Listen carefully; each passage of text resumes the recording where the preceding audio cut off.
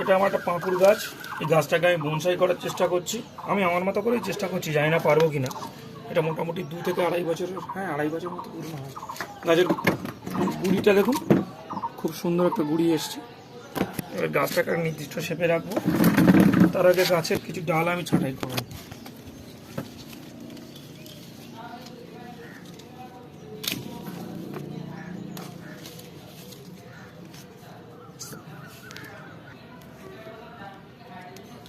বর্ষার আগে ব্যাস এটুকুই, এর বেশি ছাঁটাই করবো না। গাছটা এবার বাড়ানোর জন্য কিছুটা সার প্রয়োগ করবো গাছের গোড়ায়, সেটা আপনাদের ধাপে ধাপে দেখাবো।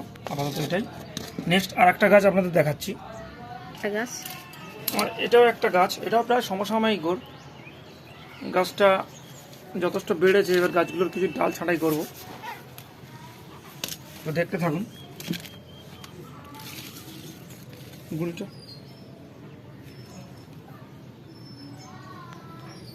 এটাকে একটা সুন্দর বনসাই শেপে আনার চেষ্টা করছি, জানি না কতটা কী করতে পারবো, চেষ্টা করছি।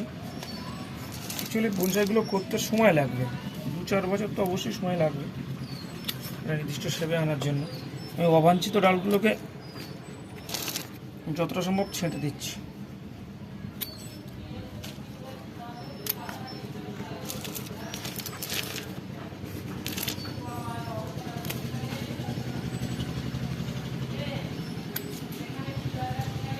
দেখতে নিলেও খুব সুন্দর লাগবে।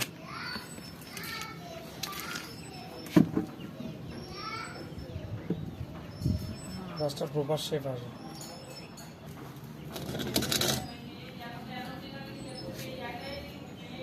এটা আমার একটা ষষ্ঠী বট, আমরা ষষ্ঠী বট বলে থাকি।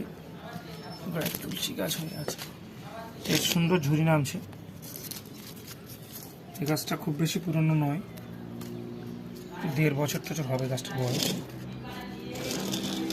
তো এই বর্ষার আগে কিছুটা ডাল কাটছাট করছি।